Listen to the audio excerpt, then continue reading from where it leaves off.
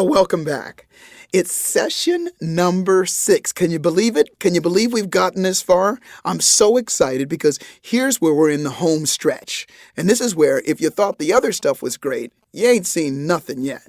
So congratulations, and I want you to know that you're more than halfway through.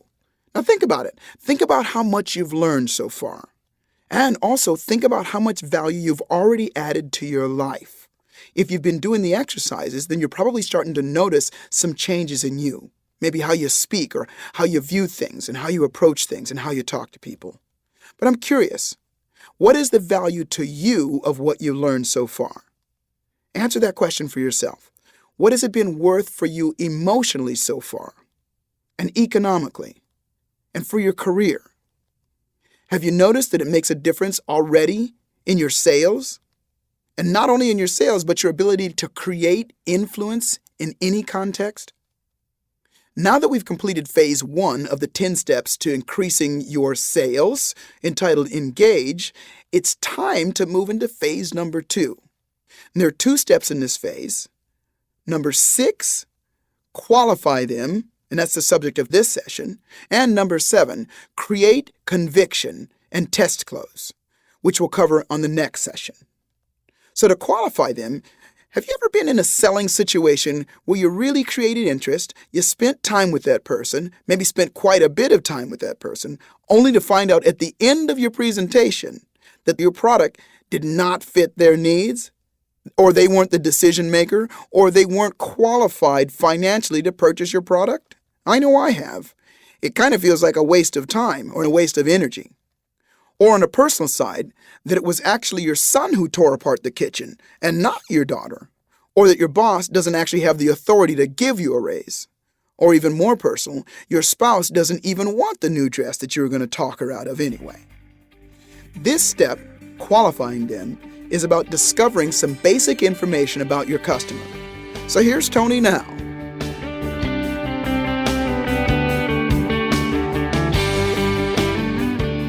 So we've completed the first phase of the selling process. We've been able to engage the customer or client.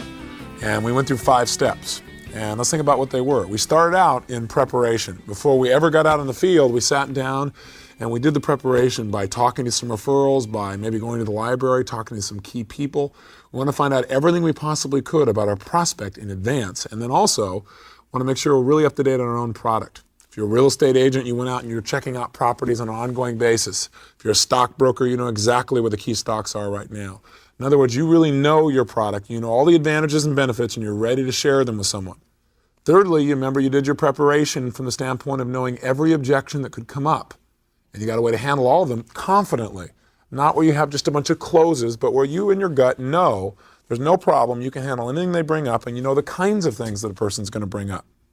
And you had a plan on how to really manage your time and make things work out there. So basically you were prepared. From the preparation stage, you went out of that and decided, hey, I'm going to turn myself on.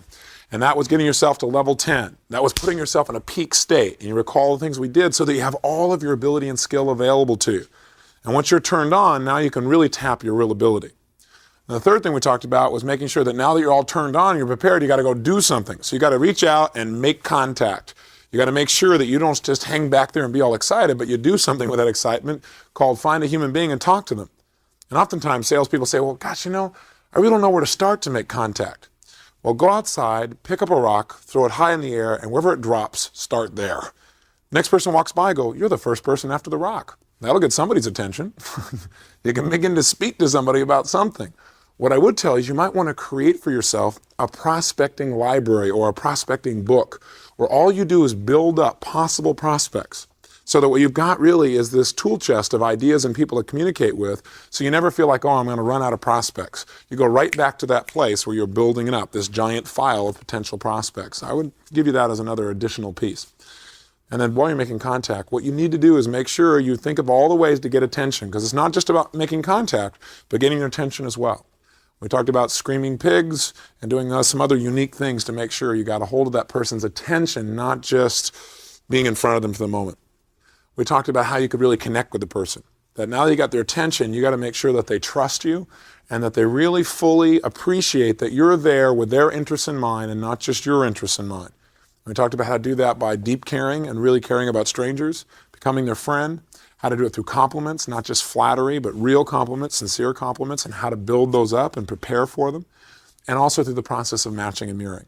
And then finally we said, okay, to have them fully engaged, we got to not only be in a situation where we're prepared and we're turned on and we've made contact and got their attention and we're their friend, but we also got to have their interest and we got to make them hungry so they really want to hear our presentation. It's not until they're really hungry to hear it that we got enough interest that anything you're going to say is going to have any impact anyway. And we talked about how to do that with something we called units of interest. The ability to make a big fat claim and right behind that state because and give them a fact. And what that'll mean to you is, and you give them a benefit, and what that really means to you is, and give them even stronger emotional reason to buy right now. Some deep thing you know is linked to what they really, really want. And then backing all these things up with giving them some evidence, but making the evidence real brief or alluding to it. Because all you're trying to do right now is get interest. You're not trying to convince them in that stage called creating interest, step 5. And then finally, getting permission to probe for problems. So you can now leave the engaging mode, but can now move into the actual process of enrolling them to purchase. Now, what's what we've done so far? We've engaged somebody. Now what we got to do is we've got to enroll them. Now, how do you enroll somebody? The way you enroll them is you got to know who this person is and what their needs really are. And so that's exactly what we're going to do. So let's now move on to step number 6. And step number 6 is probe for problems and magnify the hurt. Now I know again that may not sound real attractive, but knowing how to be able to take something that somebody wants and get them associated to the fact that they're not having it now and the pain that comes from that is quite motivational. But you've got to know who you're dealing with. The biggest challenge that 99% of the salespeople that I talk to who are having challenges have is they're trying to sell somebody blind. That is, they've got a little bit of information about the customer and they're trying to be able to market to them. Or they have no information. They've been going out there and just giving their presentation without first finding out who they're dealing with. That's why I didn't just go from getting them interested to showing them my product. I want to first find out who the heck is this person? What are their real deep wants and needs? What's inside of them? And so we basically are going to look for 3 ways to qualify people, to really find out when we're qualifying. We don't want to just know, do they have the money? We want to know that too. But we want to know, what are their real problems? What's inside of them that we can help them to solve? What's a problem there? What's an emotional feeling that's not being fulfilled that really deep down inside their heart they wish it was? That's our job. And then we want to magnify it so they're motivated. Again, much like somebody who might be overweight, they may need to lose weight, but they won't. Motivation requires that they get enough desire, and the desire means plenty of reasons too, like all these benefits they'll get, and plenty of reasons that if they don't do it, it's going to hurt, and get them to feel that and be associated to it. So the way we're going to do that is we're going to start with the first aspect of qualifying, which is very simple. And the first aspect is remembering a real simple phrase or frame, and that is called NWAM. N-W-W-A-M. NWAM. It stands for basically the 5 things that you're going to want to know up front as quickly as possible when you're in the stage of qualifying the prospect. And NWAM stands for N for needs. You'll want to know what somebody's needs are. Now, I should mention to you that, as I mentioned earlier, people usually buy their wants, not their needs. But if you have their needs and you can show them how by fulfilling a want they can also support a need, then that gives them more justification to follow through. For example, the difference between a need and a want would be you might want a car because it is the most beautiful car you've ever seen in your life, or you may want a car because your best friend has one, or your competition has one, or you've heard it's the best in the world. You may need a car that'll get you from here to there consistently without breaking down.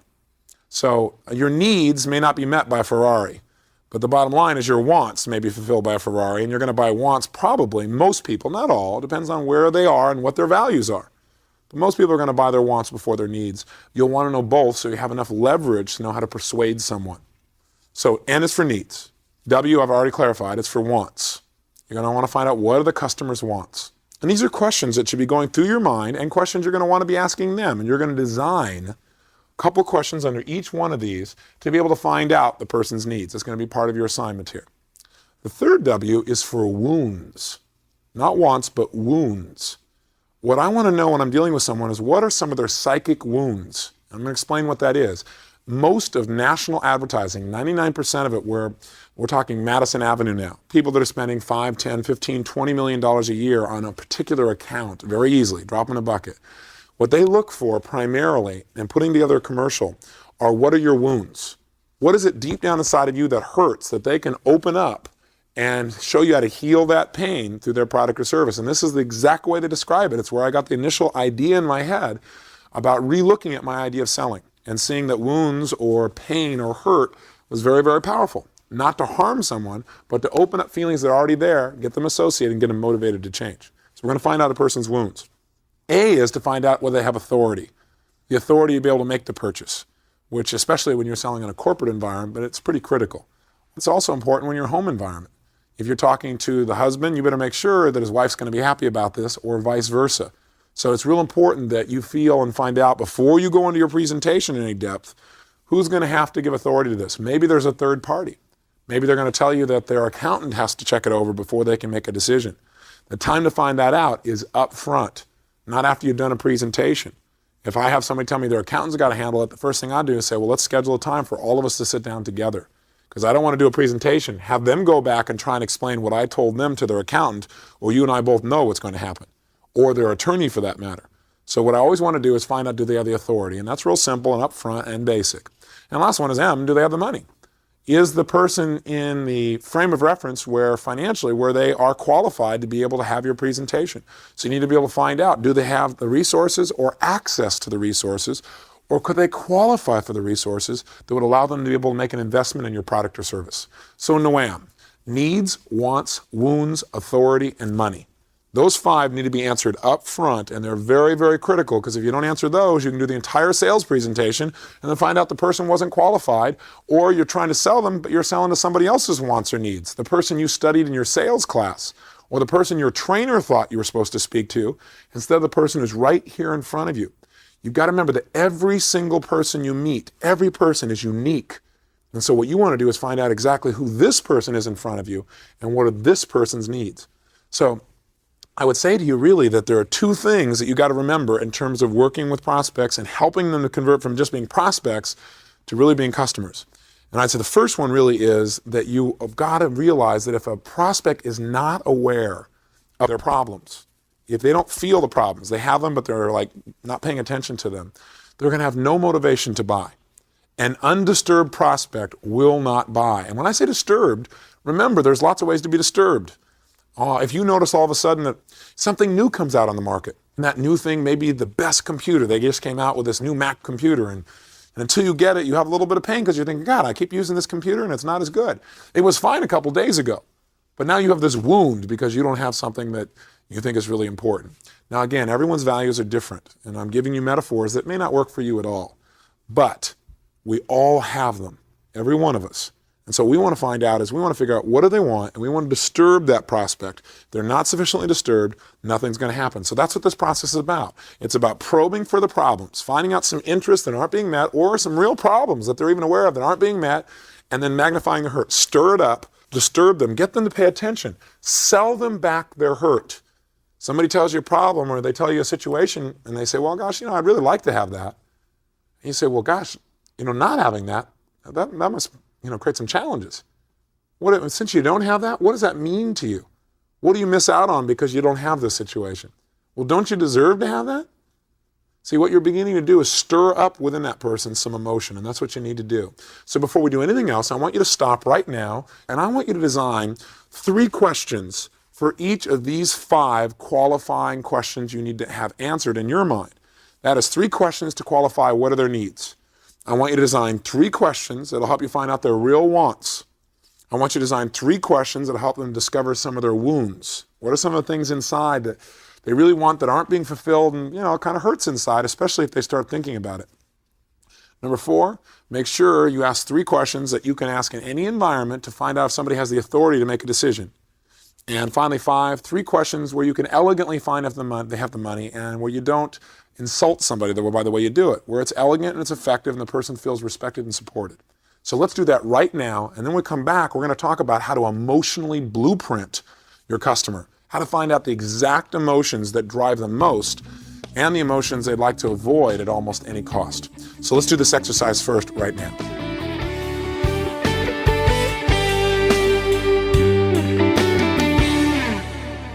Did you enjoy that? I hope you did. Did you come up with 3 questions for each of the 5 steps? Things like, I'm curious, what prompted you to be interested in this product or service? This will tell you their needs and their wants. Or, what will this product or service really give you?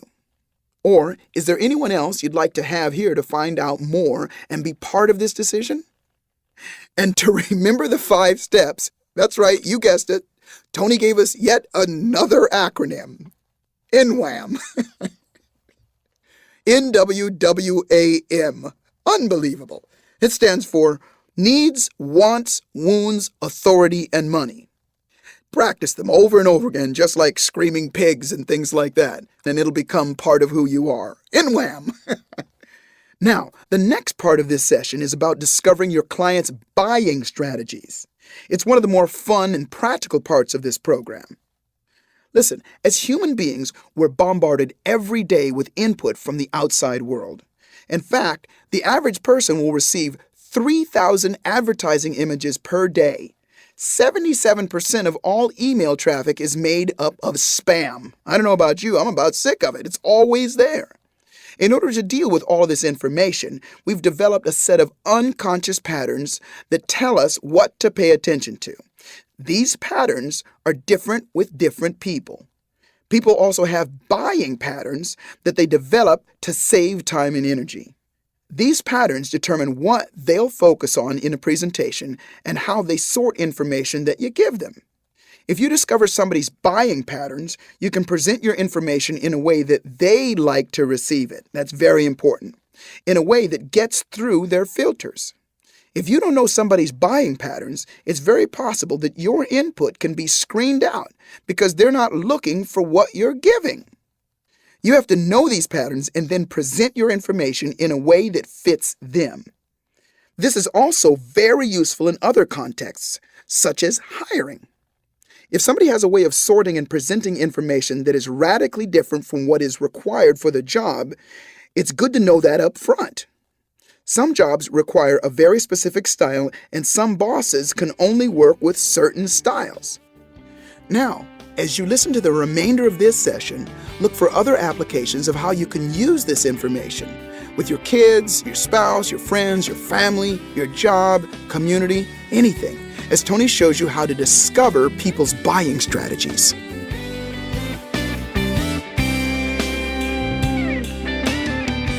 Welcome back. Well, we've spent time now qualifying people, finding out what really motivates them, what really makes them do what they do. I want to give you 10 more quick distinctions about patterns that people have in buying, literally customer buying patterns. And what they are is they're distinctions about what makes people focus on things a certain way, what motivates them as an individual. And I think you're going to like this a lot because it'll help you not only in understanding how to motivate individual buyers, but it'll help you to motivate your kids. Maybe you motivate some of your friends, and maybe most importantly, motivate yourself and understand why sometimes you do things the way that you do. So let's go through them very quickly. And they're also known as meta programs. Buying patterns are meta programs in that they are programmed ways that we go about making decisions, that we go about focusing on the world. In other words, at any moment in time, you and I have an unlimited number of things we could be paying attention to. But human beings are what I call deletion creatures. What I mean by that is we tend to focus on a very small amount of what's actually going on in a room or in our life at any moment in time. And what we focus on is our experience. Right now, you could be totally happy just by focusing on some of the great things in your life, some of the great things you've learned, some of the great experiences you've had, or you could be real sad by focusing on some of the worst ones. At any moment in time, what we experience is based on what we focus on. And we have habitual patterns that teach us what to pay attention to in any given situation. In other words, when the world goes crazy and all these environmental things are happening around you, there's blood pulsating through your right ear, your breath is happening, people are talking to you, music's in the background, you can feel the air conditioning go against your skin. There are all these millions of experiences, but you focus to a very small band, and that's because you have a pattern of what to focus on. I'd like to have you take a look at 10 focusing patterns that people tend to have, so that when you're talking to someone, you don't have to remember all of these, but some of them will stick in your mind and it'll help you and you'll say, that's how they focus on things. That's their pattern for buying. And when I talk about my product, I'm going to talk about it in the language that they would listen to. So rather than explaining anymore, let's go through a few of them and you'll get an idea. You notice that I've said that people do things for one of two reasons, and we've said it over and over again. They do it to either avoid pain or they do it to gain pleasure. The challenge here is I've told you that people try to move away from pain. Of course, they try to move towards pleasure. And I told you that I've personally gone through a bit of a transformation in my own thinking, in that I have in my life primarily been focused and believed that people do things out of the desire to do good, be good, feel good. That is, I've always believed that people do things out of this desire to experience pleasure, the positive side of life, because that's really what motivates me. In reality, in my experience, everyone in life also moves away from, and if you get a value of yours that's threatened strongly enough, you won't be focused on what you can get, you'll be focused on how to hold things together. I think the example I gave you earlier is, which would you work harder for?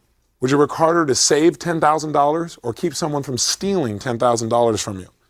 I think most people would work harder to keep from having it be lost than they would initially to even gain it. And I think that's a good metaphor for what happens in people's lives. We all move away from losing what's most important in our lives. But here's a point that I really want to hammer home, and I hope you'll hear me, because it may be one of the most important things I talk about. And that is, even though we all move away from things, there are a percentage of people in our population, and I think a large percentage, that do not want to be threatened. That is, they do not want you to tell them, if you don't do this, it will mean pain to you. In other words, if they feel like you're trying to motivate them by threatening or by offering the possibility that they're going to have this pain, if they believe you're doing that directly, what happens is they turn on you. It does not motivate them, and it makes them very angry. And so I want you to be aware of that. And the distinction is just how is your brain focused? A lot of us have been trained to be focused in our life on what I call moving towards motivation. That is, what motivates us most, and in other words, the way we'd prefer to be motivated, maybe that's the way I should suggest it. The way we'd prefer to be motivated is to have somebody come by and not threaten us, but say, hey, Tony, if you do this, we can all create this and this and this and this together. Look at all the possibilities and promote all these things that we can move towards successfully. That motivates me. If you come to me and say, Tony, if we don't do this, this and this and this will happen, you will lose my motivation instantly. Now, is this a contradiction to everything I've been saying to you thus far? Not at all. If you come to me and say, Tony, let's do this and this and this because there's so many incredible possibilities and I want to move towards pleasure, what you also need to know is I might kind of stall unless somewhere in the back of my brain something stirs me up. And that stirring up is if I get the experience that I'm going to miss out on this thing I want to have happen in the future. So again, every one of us moves away from pain, but it's a style. If you threaten me, you got a problem. Now, I'm not like everybody. There are people in this country and all around the world who you can try and motivate them all the time by possibility, or rather by moving towards, to be more specific. Like, if you do this, you'll get this pleasure. But it'll never work. They'll nod their head, they'll say, yeah, I can see that if I did this, I'll get all this pleasure, but they still don't do anything. And the reason is these people are what we call moving away from people. In other words, their brain has a primary strategy that they have to be threatened in order to change. I'll give you a classic example. First of all, people have strong emotions about what's right. Moving towards people do not want to be threatened, and they get rather upset if you do. Moving away from people can be told all the great things all day long, but unless they get threatened, they won't move. So you got to basically use different strokes for different folks. You got to enter their world. And a classic example would be something like a friend of mine, Captain John from the South Bronx. A couple of years ago, I was down in the South Bronx at Thanksgiving, and I wanted to go feed some people. It's one of the things that I do each Thanksgiving to pay back a debt of something that happened to me when I was really young. And we were in this hotel, and we were in New York City, and we didn't know anybody, and we were there to do a seminar, and I said, hey, let's not decorate a tree, let's go decorate some lives. Let's go down into the South Bronx. Actually, originally I wanted to go to Harlem and feed some people. Long story short, we didn't have a way to get a car. We didn't have a way to get down there because all the rent-a-car places we called were booked. I went and did a radio show, and I had 3 of my partners there, and I said, find a car. I came back, you know what they told me? There's no way. It's impossible. We called everywhere, they don't have it. I said, look, there is always a way. One of the most important beliefs I live by. So I said, look, there are plenty of cars in the world. We just don't have one. Let's just go find one. Look down here, we're in a city with lots of cars, lots of vans. We need a van, we'll just go stop them, and we'll keep stopping them and asking. If you ask enough people anything, somebody's going to say yes. That's one of my key beliefs. So we went down there, and I thought I was going to stop cars. Sure enough, I walked out there, stuck my hand out, and found out that people in New York have a different idea or strategy for when they're going to stop, and one of them is not whether there's a human in front of them. And I got some learning experiences. And sure enough, I got rejected after rejected after rejected because I had a poor presentation. My presentation to try enroll people was to come up and say, hi, I'd like to help some people today, and would you be willing to drive me to Harlem so I could feed some people?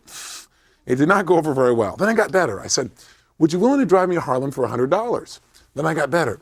Would you be willing today to help me to help some people that don't have any food because I'm doing well? I'll pay $100 to drive me there to an impoverished area. And I did this over and over again, total rejection. And pretty soon my partners were saying, Tony, when are you going to give this up? And I said, I'm not going to give up. I said, the bottom line is we just got to keep asking. If you ask enough people, somebody's going to say yes. 1 out of 10 people say yes to almost anything. We're only at about 9. 10 or 11, we'll get it in. Sure enough, about the 12th van that goes by, I walk up and explain my story. And this man says, I don't need your $100. I'll be happy to drive you. And he lifts over onto the other seat, reaches down, picks up a hat, puts it on, and it says, Salvation Army.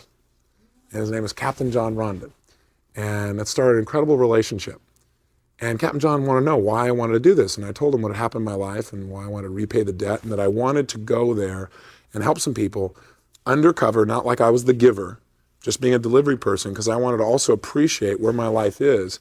And I think Thanksgiving is about giving thanks, not eating turkey. And so it's created an incredible relationship for us.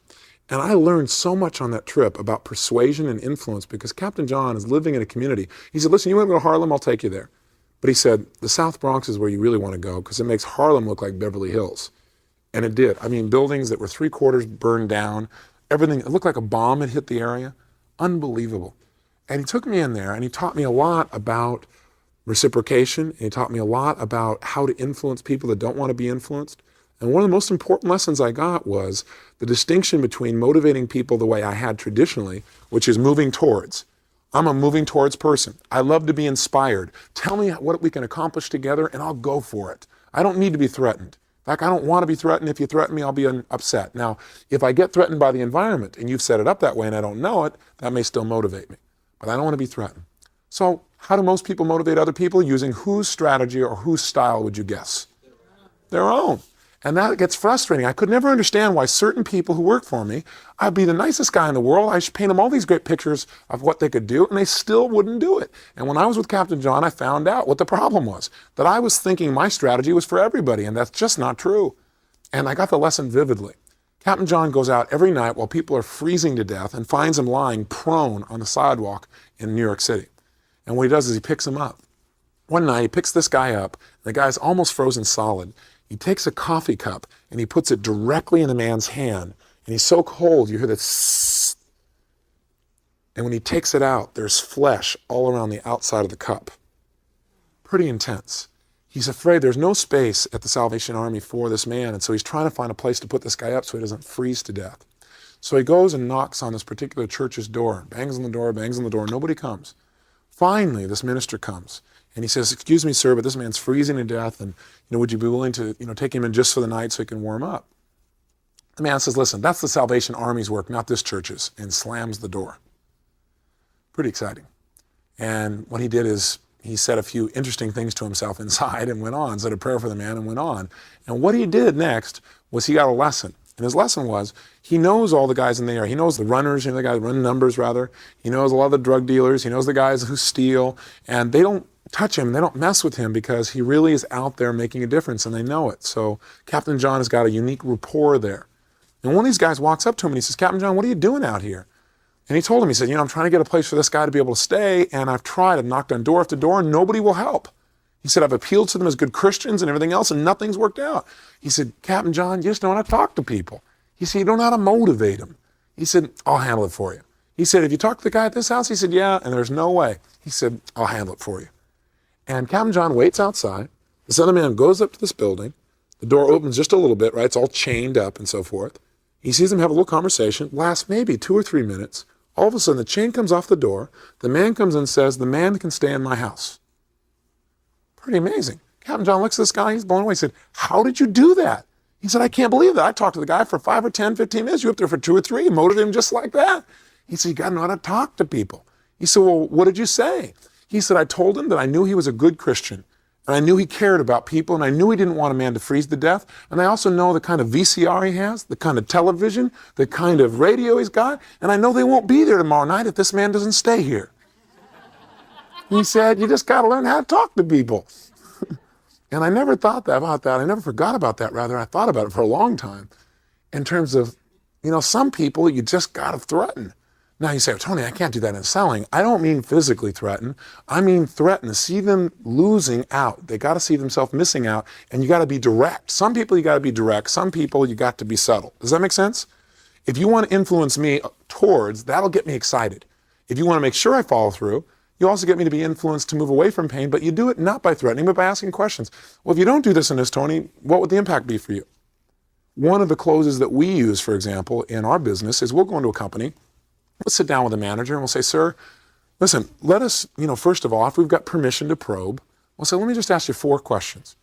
Question number 1, if you were going to do business with a company like ours, if you were going to put your people through a program that was going to make a major difference in your business, what would be 3 results you'd absolutely want to get out of a program like that would make a huge difference? And this makes the person think and set some goals that he'd want to move towards, some things that would motivate him. Now, is it possible he can tell me 3 things he wants out of his business and still not buy my product? You bet. Unless he's got something to move towards and something to move away from.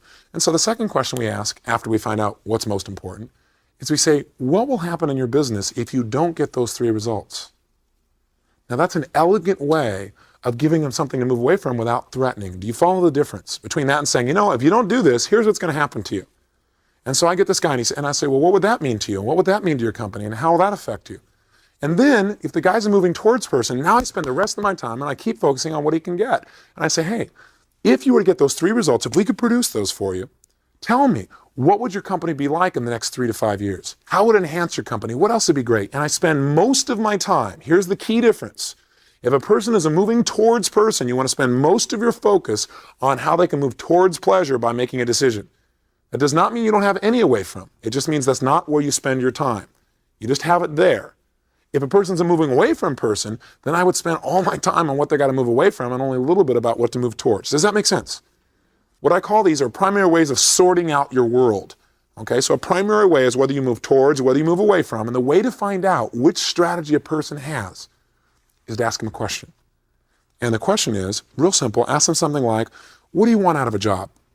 What do you want in a car? What do you want in relationships? If they say, what I want in a job is a situation where my boss leaves me alone. What I want in a car is a thing that won't break down all the time. What I want in a relationship is somebody who won't take advantage of me. Are they primarily focused on moving towards pleasure or primarily focused in their life about moving away from pain? Which one? Moving away from pain. So which way would you motivate them? Moving away. Now, by the way, these are all generalizations, and they change based on context. Meaning, if you talk to this guy in another situation in his life later on, he may change. But so what you want to know is, where is this person right now in their life? And see how things are and do it that way. Now, that's my strategy. See how people are and do it that way. Don't try and sell them the way you think they should buy.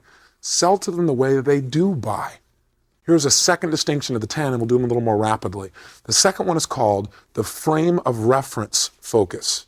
What do I mean by frame of reference focus? Well, what I mean is, where does a person focus their attention to know whether something is right or not, whether they should do it or not do it? Some people have what we call an internal frame of reference. What that means is that they go inside to decide whether something is right or wrong, good or bad, and that's the primary place they check. They go inside their gut and take a look around and say, okay, this is good, this is bad. Some people have an external frame of reference, which means their primary focus to decide what they should do or whether something is good or not, their primary focus is usually on what other people think. Now, like all generalizations, this is a generalization, that is, it is extremes. There are people that are balanced somewhere in between. But most people lean towards being more focused on what the environment has to say externally to make a decision. And some people are more focused on what the internal environment, what they just feel in their gut is right. You motivate people totally differently and you sell to them totally differently if they're external versus internal people. I'll give you an example. The question you would ask to find out whether somebody was internal or external would be something like, well, let me ask you a question. How do you know when you're really good at something? How do you know when you've really done a good job? Now, invariably, when I ask that question, people give you one or two of one of basically two responses. They'll say something like, well, I just know. I just know when I've done a good job. I just feel it. I just know it inside. What kind of person is that? Internal or external? Clearly internal. Other people will say things like, well, you know, if my boss tells me, or if my wife tells me, or my brother tells me, or if, you know, I get the paycheck, or they have something on the outside, they're what kind of person? External in their focus to decide what to use as a frame of reference to make a decision. Real critical here. So what do you think would happen if you went to somebody who has a strong internal frame of reference and you told them what they should do? You said, you know, let me make the suggestion. I suggest you should do this and this and this and this in order to succeed. How do you think somebody with an internal frame of reference responds to that type of communication? Yeah, they shut down. They completely shut down. They will fight you because they don't feel respected by you. After all, they know what's right. But if you talk to somebody with an external frame of reference and say, you know what, I think you should just decide on your own because I don't want to influence you. They freak out. They want to be influenced. They'll say, what do you think? What do you think I should do? So what you want to do is see where people are and meet them in that place. If I see someone's got an internal frame of reference, I will say something like, listen, I don't know what's right for you. You're the only person who knows what's right for you. What was right for me is this and this and this. I don't know if that's right for you, but I'm sure you know. What do you think would be right? Do you think, would you like to stop this now, or would you like to do something else? Now, did you hear what I just did? I just did something we talked about earlier. Would you like to stop this now, or would you like to do something else? What's that called? Double bind. That's a double bind. It was the same thing. So I give him the illusion of choice, and I give him a situation where he gets to make the decision, and he'll feel very good, and I'll be able to influence him in a very powerful way. Otherwise, he'll just shut down. Now, again, some people are more balanced. By the way, which one is right? Which one is the right one? Should you be a moving towards person or moving away? Should you be internal or external? Which one? Hey, there is no right or wrong. In my mind, in life, striving for a balance is useful. That's just my belief system. But there is no right or wrong. There's just what is. We all use different strategies, and we need to see what those are and treat people as individuals. Here's a third major distinction.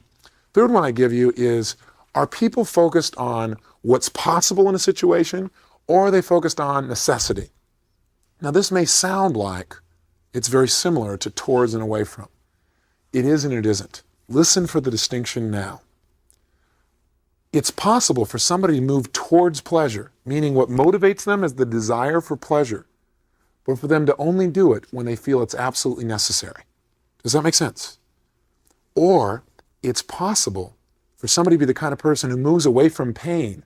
That is, when they're thinking about motivation, what motivates them is the desire to avoid pain, but they avoid pain just because there's possible pain, like, God, if I do that, that might happen. And so what happens is, sure enough, they do anything to avoid it. So do you see that this is different? Whether a person is motivated by possibility or necessity is very important.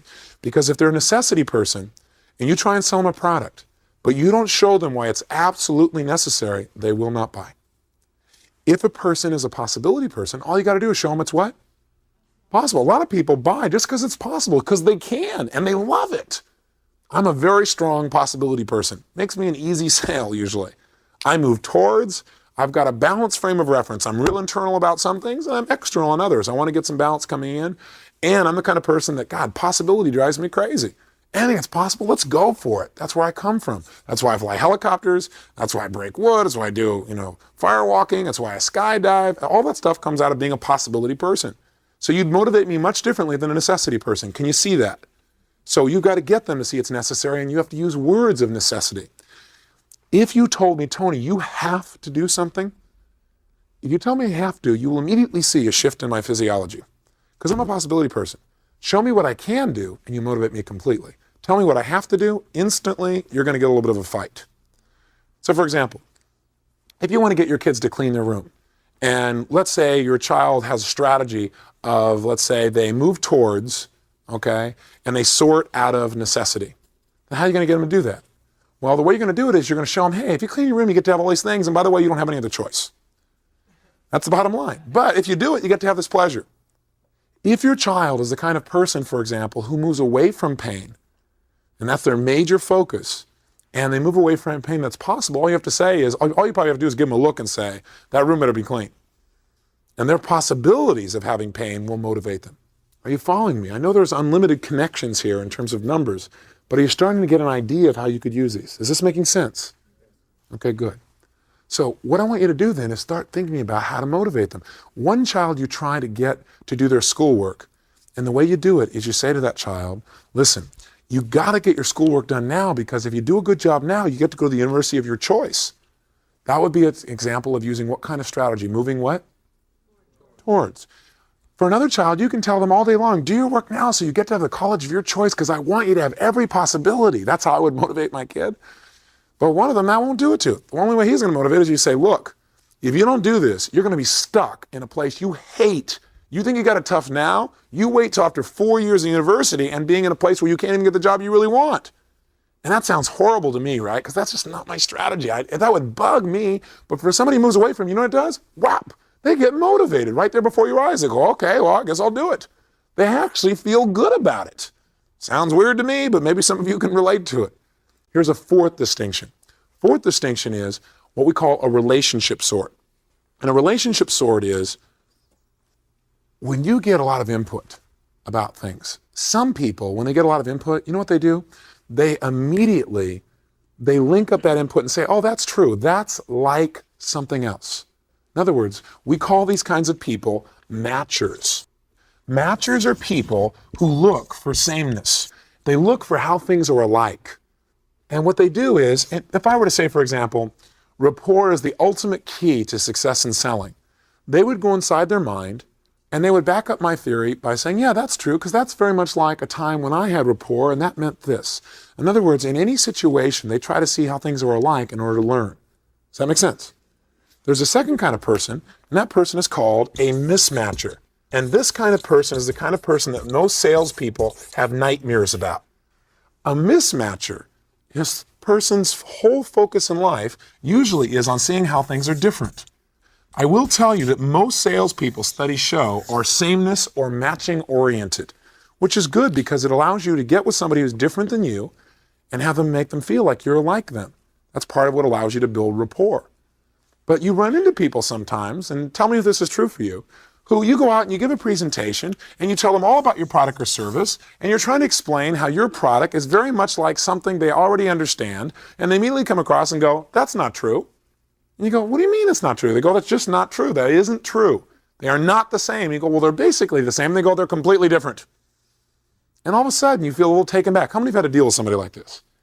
A salesman's dream. Every time you say something, they say no. Anything you say, they do the opposite. They look at it completely differently. You keep trying to say, well, it's kind of like this, and they go, no, it's not. It's unlike anything else that's there, and I don't believe you. Whatever you say, they do the opposite. Now, how many of you know the kind of person I'm talking about? Okay? So there are 4 possible strategies. And by the way, if you're getting an overwhelm at all, going, my God, how much data are you going to give me? Smile. You don't have to know all this.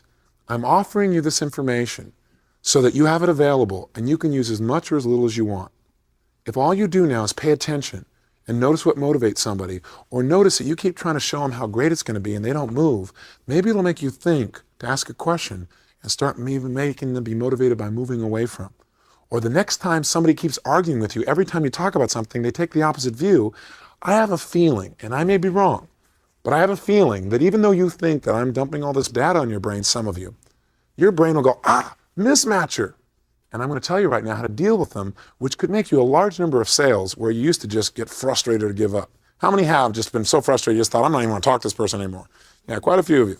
So there are 2 kinds of matchers and 2 kinds of mismatchers. Let's start with mismatchers because those are the ones we have so much fun with. The first kind of mismatcher is a person who looks for difference, but what they do is they do what we call a polarity response. And a polarity response person is the kind of person that when what you say, they say the opposite.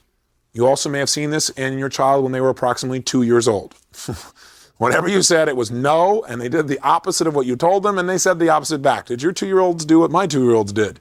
So I don't know if it was just my style, but that's what happened quite a bit at that time. And so the bottom line is, what they do is they do the opposite. How do you deal with them? The same way you do with a 2-year-old. What do you do with a 2-year-old? Once you see that whatever you do, they say the opposite, what do you do? Reverse psychology. It's real simple. All you do is congruently say the opposite. For example, I did a program once for the University of Hawaii football team. And they had this one player that after I explained this, I did a training session for the coaches. And I was teaching them about how people think. and how to manage their players by understanding their patterns of focus. And I said, do you have any players like this? And this one guy said, yeah, we have this one guy on the team. He's a great kid, but whenever we call a play to go right, he goes left. We play a call to go left, he goes right. And he's a phenomenal back, but we're going crazy. And we thought he didn't know his right from his left, but he does. It's just he's like compelled to do the opposite of what we asked for some reason. And if we don't tell him to do anything, then he's okay. He does what he wants to do. I said, simple. Next time you want him to go right, what do? Tell him the play is where? Left. And I know this is simplistic, but you cannot believe how well it works if you do it congruently. Because, by the way, even with your 2-year-old, if they tell you one thing and you do the opposite with a smile and they begin to know what you're doing, they switch the game on you, don't they? Same thing is obviously true with big kids called adults. So it's important that you mismatch a little bit. And so what I will do with a mismatcher is I'll say, I don't really know if this is what's right for you. Guess what they immediately start telling me?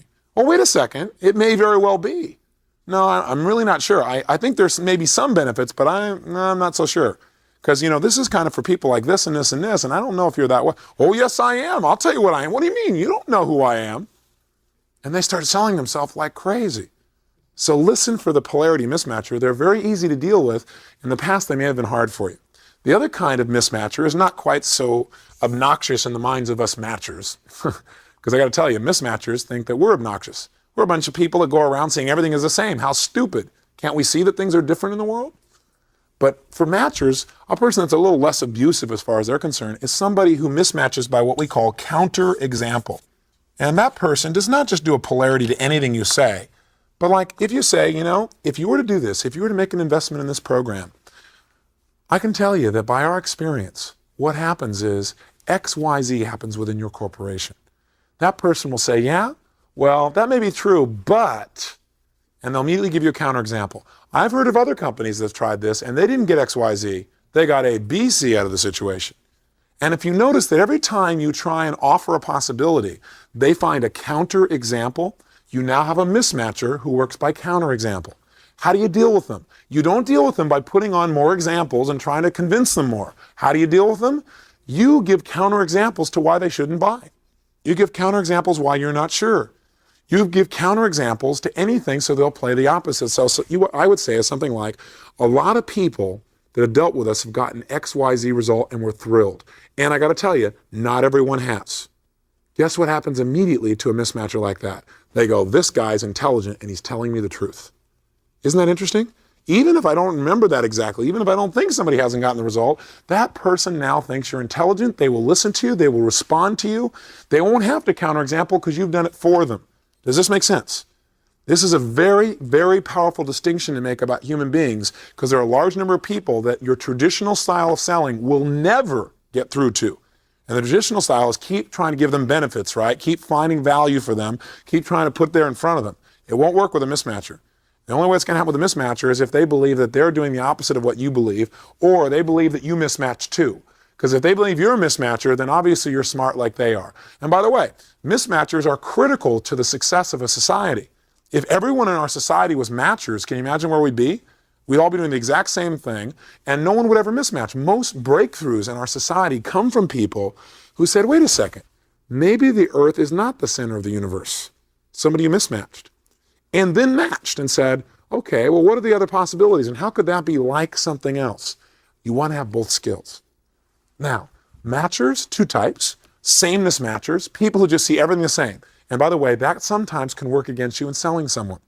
A sameness person will say, I met a salesman once, and all salesmen are this way. Pure sameness people, pure matchers, oftentimes will generalize on a very large scale. They make everything the same. And if they ever dealt with something that remotely resembled you, you're the same as that, and you're going to have a hard time sometimes getting through. So the only way to get through that person is say, you're right. And you know what else is really true? And you got to find something in their experience. You got to be able to say something like, what else is really true is I bet you know of a lot of companies that have gotten through this. I bet you know that there are situations in your life where maybe people around you didn't represent you very well either. It probably really bothered you, didn't it? And go, well, yeah. Well, what did you do when somebody poorly represented you? Say, well, I did this and this and this. And you say, well, that's exactly what we're doing now too. Oh, you're like me? You're handling it the way I would handle it? Maybe you're not such a bad guy. And the last type is the other kind of matcher is called a sameness with exception person. And that's the kind of person who looked up here, for example, and said, well, these two are alike, but they did notice this is different. So that kind of person, you'd say, our product is a lot like some other things you've experienced, but here's how it's unique. And you'd market it in that way. Now you might say, Tony, well, how am I going to know which one this is? It seems complicated. No, it's fun. All you got to do is reach in your pocket and take out 3 quarters. Sit down with a prospect, and it's a great way to get their attention. Put 3 quarters in front of them. 2 of them face up, 1 face down. 2 of them parallel, 1 a little bit different. And say, let me ask you a question. Your entire future depends on the answer. And smile. It's a little pattern interrupt. Tell me, what is the relationship of these 3 quarters? If they look at the 3 quarters and go, they're all quarters. They're all round. They're all made in the USA. They're all yours. They're all silver, right? They're all worth 25 cents each. What kind of person is this person, at least in this moment? Clearly a matcher. What if they look at them and they go, there is no relationship because they're all minted at different times. They're all sitting at different places on the table. They all are a little bit different in their coloration. You know, what if they say there is no relationship? Then which one are they? What if they say, well, 2 of these, I see this one is different. Those 2 are alike, but this one is different. And they first notice difference. Then the chances are they're a person who looks for difference and then they see sameness. There's a good chance they're a person who looks for counterexamples. What if they look at the quarters and they go, well, 2 of them are alike, but this one is different? Then they're a person who's called sameness with what? Exception. So by knowing this, and by the way, they'll want to know what it is. And you say, well, what I'm doing is I'm studying. I study what helps people to make decisions. And you've got their pure interest now. And you've gotten some information that's valuable. You can have a lot of fun with this stuff. So what you want to do is go play with it. Go play with it at a dinner party. Go play with it right now where it's outside the selling environment so you're not feeling like, oh my God, am I doing this right or not? You don't have to go through all that. Go do it in a fun environment and watch the reaction you get, how entertained people are as you explain maybe some of these meta programs or buying patterns to them. And after you've done that enough and you start getting good at it, you'll enjoy it. It'll become an automatic part of your selling where you don't have to do them all, but you'll be listening for them all. Because in a person's conversation, you can hear a lot of this stuff just coming out of by the way they say things. So listen for mismatchers and know how to deal with them, and listen for matchers and know how to show them how they can get what they really want. Here's number 5. Where is the person's attention focused? Are they a person who focuses on other people? Or is their primary focus on how things affect themselves? Or is their primary focus based on data? Everything's about data and information and so forth. It's a pretty important distinction to make. And it's not one you make by asking questions. Let me make it more clear. Every one of us in life sorts by self. What I mean by sort is we pay attention to how things are going to affect us. We all do that. But some people, that is their single primary focus. They don't give a darn about how something's going to affect other people. All that matters is how's it going to affect me. And it's pretty important that you know who that person is. Because if you go to somebody whose primary focus is how it's going to affect them and not other people, and you want to sell them, let's say, a life insurance policy, and you're trying to sell them on the benefits that it would have because you know they want to take care of their family, even though they may have strong family values, that is not a major focus for them, and it's not going to be leveraged to get them to buy. You're trying to sell them your beliefs and your needs instead of theirs. Make sense? The same thing is true as if you're selling to a corporation. You're talking about, God, if your corporation would do this, think of the teamwork. A person who sorts by self does not care a whole lot about that. An other sorting person, you can have an extreme other sorting person who just focuses on the effect of other people and forgets themselves, and that's called a martyr. But an average other sorting person is someone who's a little more balanced. That is, what they do is they look at certainly how it's going to affect them, but equally important is, if I make this decision, how will it affect other people that I care about as well? And so you appeal to them in terms of selling quite differently than a self-sorter. You would talk to them about, hey, think of what a difference this will make for you and your family, what a difference this will make for your entire community, for your entire company. And that really taps the motivational needs of this person because they're an other sorting person. Some people don't care about themselves or others. All that matters is details and data because their world is focused on this idea of logic. It's still an emotional base, but logic is the belief system that they have, and all they want to know is what are the details? How does it work? All those kinds of things. And it's important for you to notice where their focus is, otherwise you're going to be selling to a person who's not there.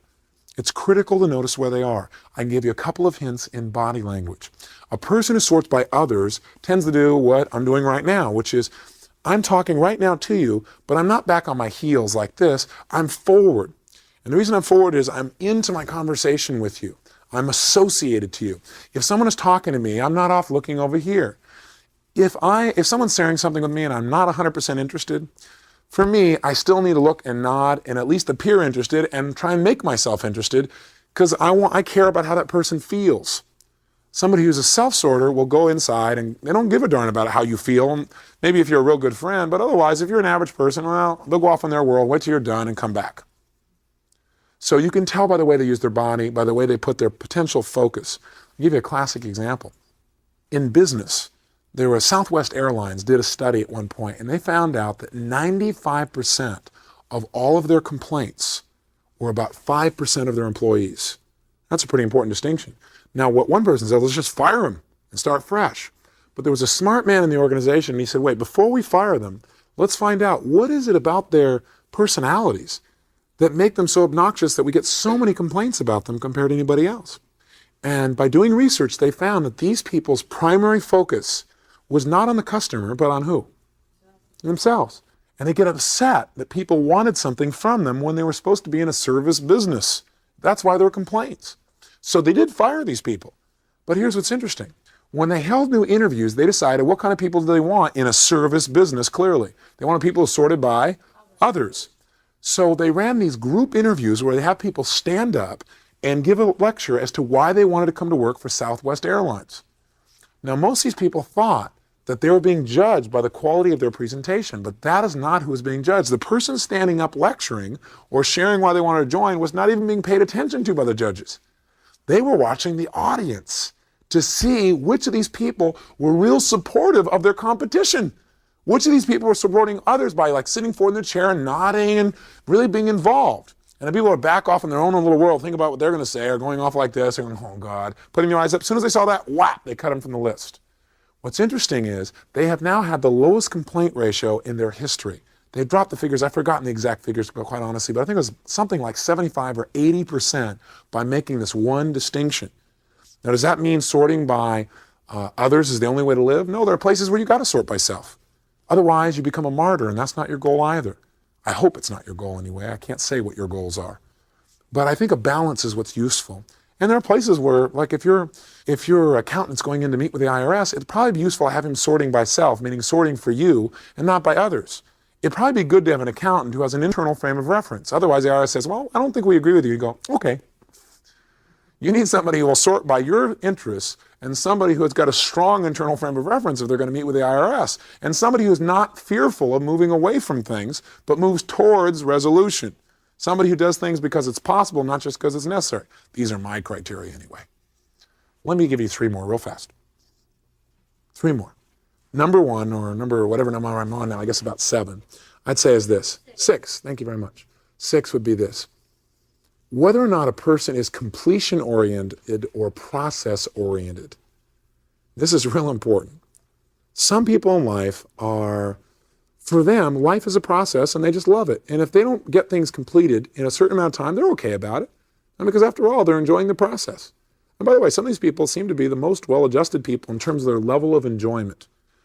There's another type of person which is very judgmental. Judgmental not meaning negative judgmental, but they're judging all the time. They're judgers, and they're judging whether or not they've completed things.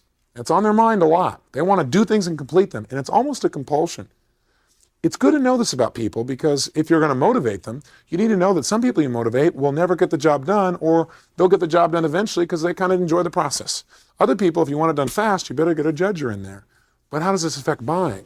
Well, a judger needs completion so powerfully that if you can just start filling out an application, they almost have to complete it. It's absolutely amazing. It's like the word because. Remember when we talked about that? Where it's like they go into automatic pilot.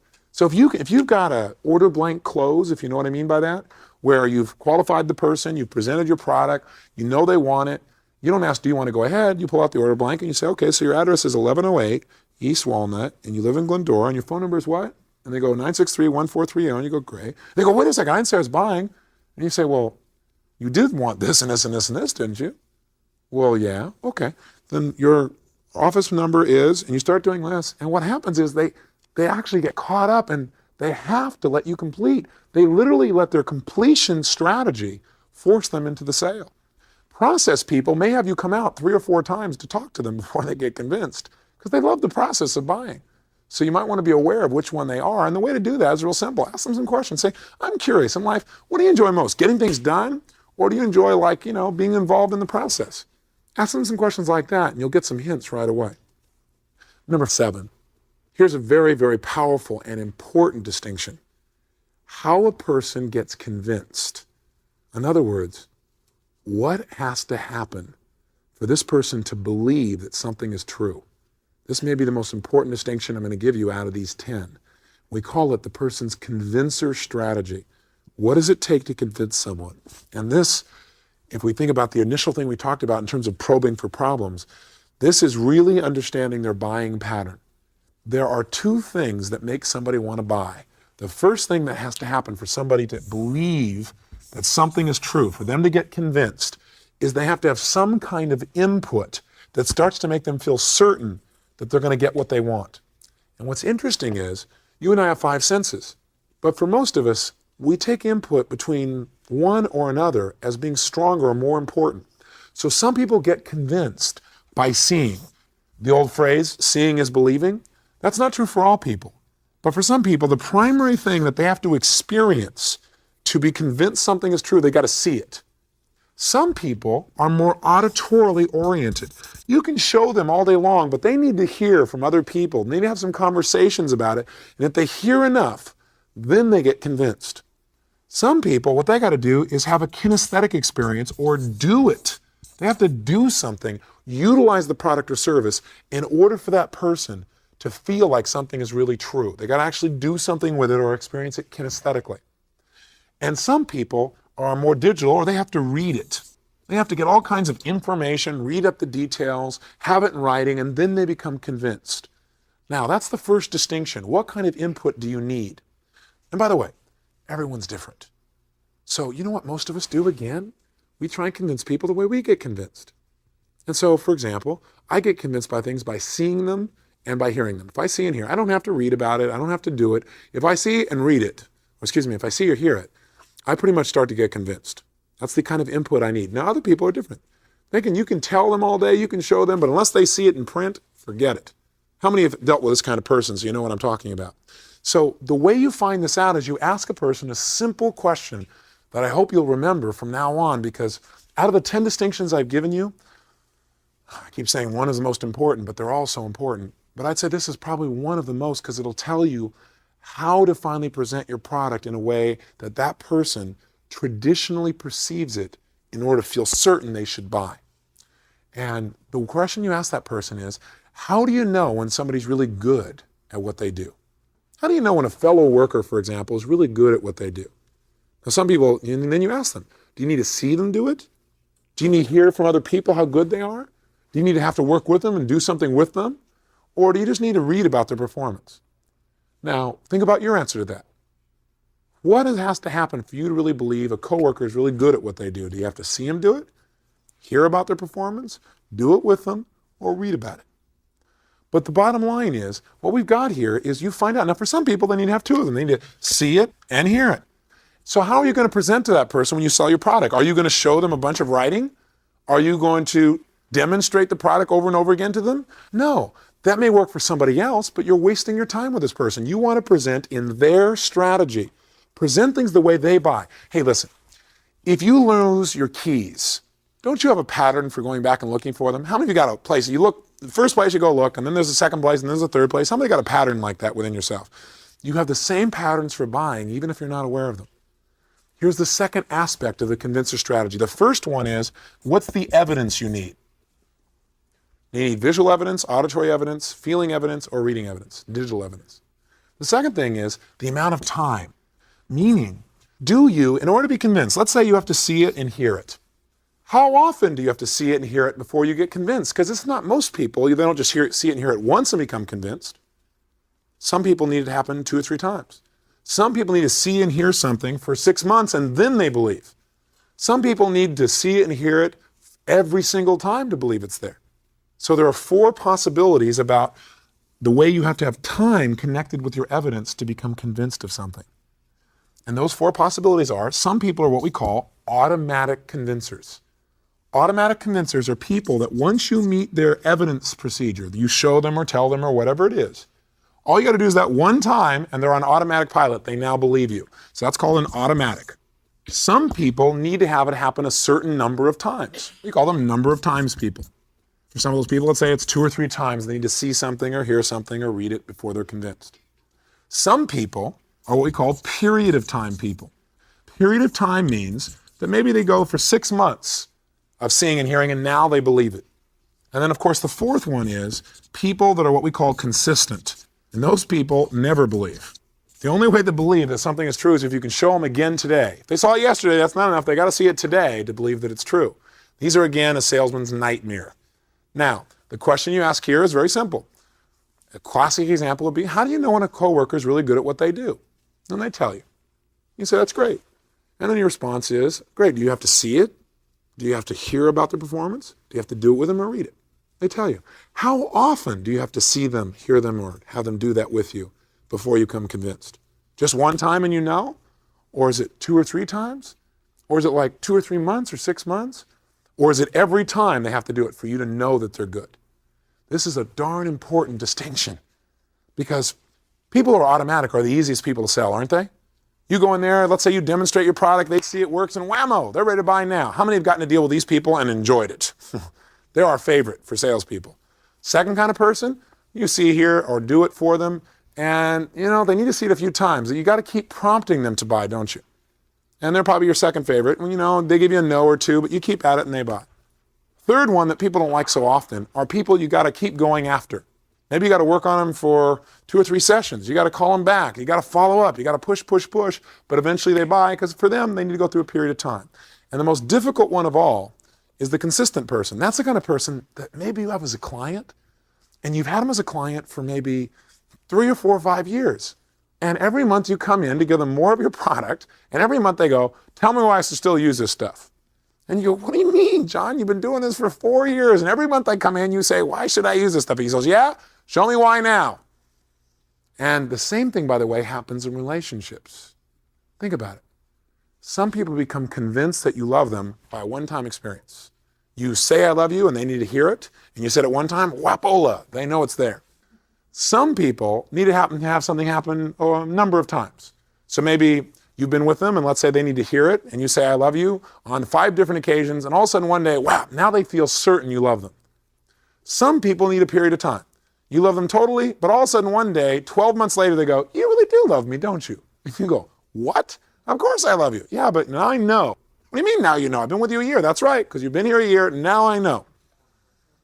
How many know that have had these kinds of relationships with people or can see your own strategy? And some people are what we call consistent lovers, meaning they'll come in and go, you don't love me. You go, yes, I do. And they go, prove it. You haven't done anything with me today.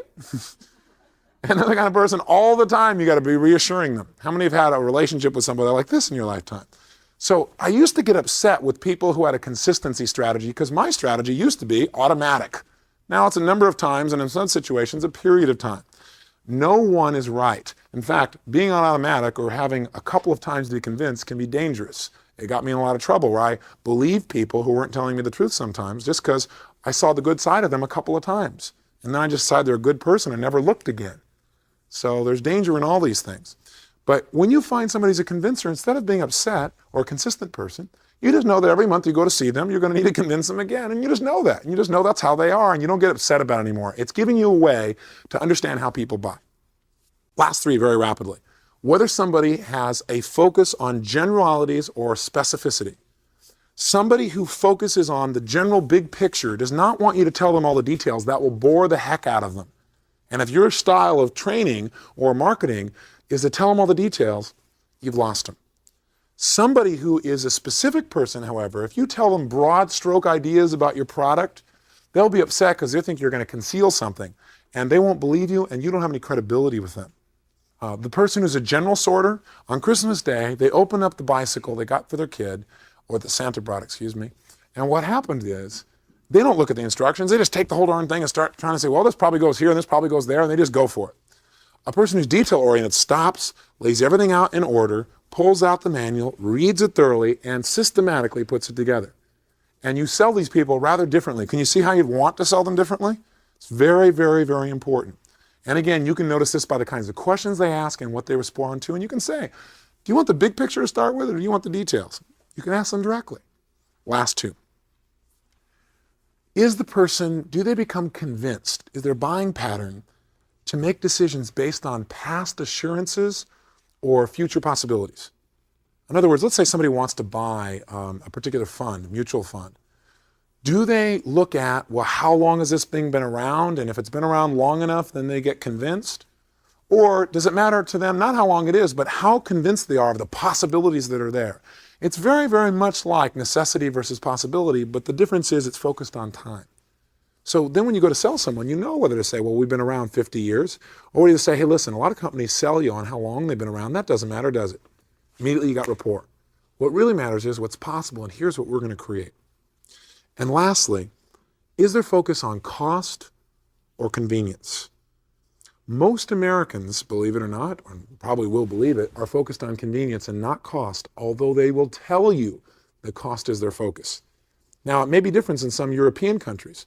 In fact, I've had friends come over, and I've had other people's friends come over who are European, and they're like blown away that we would spend so much more money to just do something fast.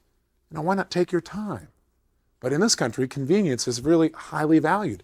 If, for example, you talk to car salesmen, what you're going to find out is that car salesmen will tell you the number one thing that a customer will tell them is most important to them in buying a car is cost. But almost always, there are certain elements of convenience or luxury that once they're added in, that'll overcome their feeling about the cost, that's more important to them than the cost itself. But you better know what somebody's focus is. If their whole focus is on cost, then stop trying to sell them all these other conveniences. It's not going to work. Pay attention to what's most important in somebody as you're dealing with them. So these are 10 strategies. Do you need to know them all? Absolutely not. Do you have to use them all with every client? Absolutely not. Would they be powerful for you to have in your head and be able to notice them when they pop up and utilize them? Absolutely yes. And that's your opportunity. So again, here's your task. Play with them. Take them to a party and start discovering how people's minds work, including your own. Have some fun with them. And by having fun, you'll get good. And you know something? When you're good at something, you tend to do it a lot. And when you do it a lot, all of a sudden it's easy and you get the power of it. So don't go use this right now. But if you wanted to, I guess you could. Use as many or as few as you want, but pay attention especially to people's convincer strategies, and especially do they move towards or away from, and do they need to be convinced within themselves, or do you need to convince them? I'll give you one final example. I had a person come to me in a seminar one time. It was a guest event where I was marketing a seminar. And this person came up, and I heard them right behind, two people were talking to me, and this person was waiting to talk to me. And they said, yeah, well, I'm not going to go you're not going to go to that program, are you? You don't have to. You don't have to do this because you don't have to. It's not necessary. Come on. Plus, what if you go and it's not as good as he says it is? And besides that, he says it's good. That doesn't mean it is. Lots of times people say it's good and it's not. Now, what have you learned in that person's conversation quickly? They move towards or away from which one? Away. Are they possibility or necessity? Are they a matcher or a mismatcher? Are they internal probably or external? They're probably internal because they're telling other people what they should feel. People who are external don't usually tell you how to feel. They ask you what you think. So I turned to this person when they came up, and this person said, I'm not convinced. You're so great as a salesman, you convince me. And I turned to that person and said, sir, I said, I really appreciate your input, but there's absolutely no way I could convince you. You're the kind of person who could only convince themselves. What happened? Instant rapport, because this guy went, God, this guy's brighter than I thought. Because I complimented him by saying, you're the one who convinced you. And he knows that's true. He couldn't fight me on that. And I said, by the way, you're also the only person who knows who would lose out if you didn't go to the program. I did not say, if you don't go, you're going to lose. That would have made him mad. I said, you're the only one who knows who would lose if you don't go. And his brain went, yeah. And by the way, I said, you don't need to go. And since he's a mismatcher, what do you think he went in his head? He needs to go. He turned around, within about 3 minutes of conversation, turned around, went to the back, and signed up. 3 of my staff were there. They couldn't believe it. They said, what did you do with this guy? I said, all I did was motivate him in his style instead of mine. So pay attention. You can listen to these over and over again until you master them. See, it was worth it to learn how to drive a stick shift so you could have the pleasure that brings. It'll be worth it to learn buying patterns. The rest of selling is easy. Let's just go to the next step and let's build up somebody to a point where they feel absolutely convinced, where they have that level of commitment to move on. And let's wrap up this sale now.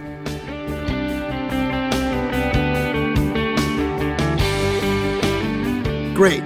So before we go to the next step, let's take a minute to integrate what you've learned, to go over and really pay attention to what you've learned. Now, this is a session that you might want to go back and listen to a couple of times. It may take a little extra time to learn these strategies initially, but once you do it, you'll gain so much value, and not only professionally, but in your personal life as well. It's really worth the effort. I know it was for me. In addition, let's get some practice using these strategies, or meta programs as they're called. When you go home tonight, or in the office, or any opportunity that you have to talk to people, what I want you to do is talk to your spouse or your friends or your coworkers or anybody that you can talk to and see how many of these distinctions you can get. If you're anything like me, you can probably already think of some without even talking to those people. For example, do you already know somebody, say like your boss, that is a moving toward possibility person? Or your spouse, perhaps, is a completion person who can't go to sleep until they've watched the last of the credits on a late movie at night? Or does your son's Boy Scout leader have a convincer strategy that is consistent for moving the boys into the next level? And does this explain why your son has been a Cub Scout for 14 years? Or, for example, I know there are people in my life that are mismatchers. They seem to be a bit more argumentative. If you tell them something, they're definitely going to come back and challenge you on it. Have a conversation with someone close to you and see how many of their meta programs you can uncover. Remember, there are 10 strategies for sorting information, and here they are. Are they motivated towards or away from? Do they seem to have an internal or an external frame of reference? Are they possibility or necessity thinkers? Are they a matcher or mismatcher? Do they sort by self, others, or details? Are they a process person or a completion person? How do they get convinced? Are they visually oriented, auditory, kinesthetic, and how long does it take for them to get convinced? Do they want to know all of the details or the big picture first? Is it the future that draws them most or gives them certainty, or is it the past? Are they cost or convenience oriented? So here we are. This is the close of this session. Great job. So go out now and do your assignment and have fun with it. And we'll join Tony again tomorrow for the next session entitled Creating Conviction and Test Closing.